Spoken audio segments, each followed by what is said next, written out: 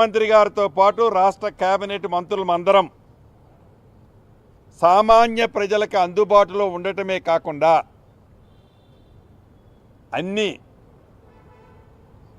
రాష్ట్ర అభివృద్ధిని అన్ని కార్యక్రమాలని మంచి జరిగే వాటిని ప్రజలకి ఈ ఇందిరమ్మ ప్రభుత్వం అందిస్తుంది. దాన్ని తట్టుకోలేక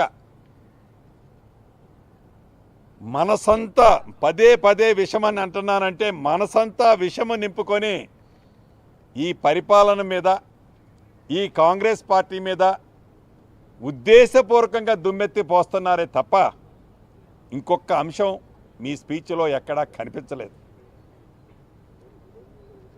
ఇంకా చాలా పెద్ద పెద్ద మాటలు మాట్లాడారు.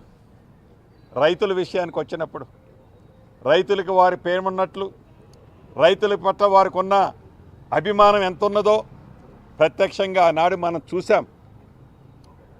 ఒరేస్తే ఉరే అని చెప్పింది కాంగ్రెస్ ప్రభుత్వం కాదు. గౌరవ ఆనాటి ముఖ్యమంత్రి గారు మీ నోటితో మీరు అన్నారు ఒరేస్తే ఉరే అని చెప్పి, కానీ మీ ఫామ్ హౌస్లో సుమారు 150 ఎకరాలు మీరు మట్టుకు ఒరేసుకున్నారు. రాష్ట్ర ప్రజలని ఆనాడు ఎవరిని ఒరేయనేలేదు. మీరు పండించిన పంట క్వింటాల్కి మీకు సంబంధించిన వ్యక్తులతో పరోక్ష ఒప్పందాలు చేసుకొని క్వింటాలు 4,000 రూపాయల పైగా రేటుకి మీ ధాన్యాన్ని అమ్ముకున్నారు తప్ప రైతులందరినీ పొస్తు పెట్టి ఇండైరెక్ట్గా వారందరినీ ఉరేసుకోమని చెప్పిన మీరు ఈనాడు రైతుల పట్ల వేదాలు వల్లిస్తున్నట్టు చాలా అద్భుతంగా మాట్లాడటం మీ సభను చూస్తే నాకు నవ్వొచ్చింది. అంతేకాదు,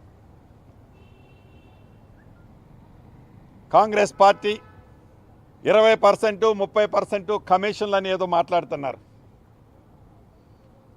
కాంగ్రెస్ పార్టీ అధికారంలో ఉంటే ఫైనాన్స్ మినిస్టర్ గారి దగ్గరికి ఒక 200 మంది కాంట్రాక్టర్లు వచ్చి సెక్రటేరియట్ ముట్టడించారు అంటున్నారు. అయ్యా, మీరు ముఖ్యమంత్రిగా ఉన్నప్పుడు మీ పరిపాలనలో కాంట్రాక్టర్లకి మీరు అధికారంలోకి దిగిపోయే నాటికి సుమారు 80 నుంచి 82 వేల కోట్ల రూపాయలు మీరు కాంట్రాక్టర్లకు బాకీలు ఉన్నారు.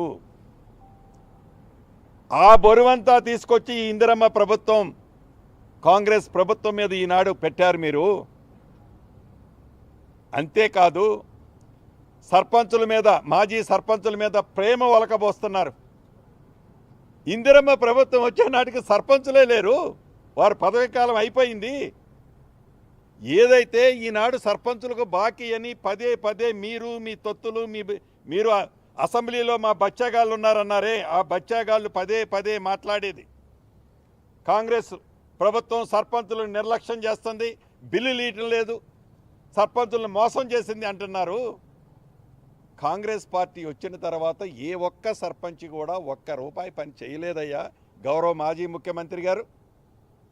ఆ చేసిన బిల్లుల పెండింగ్ అంతా మీ పుణ్యమే.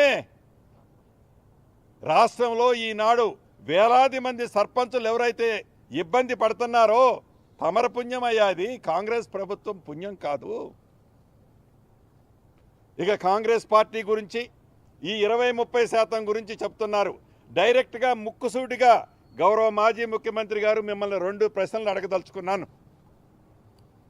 మీది ఉద్యమ పార్టీగా మొదలై ఒక ప్రాంతీయ పార్టీగా అవతరించి ఒక జాతీయ పార్టీగా మీరు ఒక సర్టిఫికెట్ ఇచ్చుకున్నారు, సంతోషం, అది మీ పార్టీ. అయితే దేశంలో ఏ ప్రాంతీయ పార్టీకి లేనంత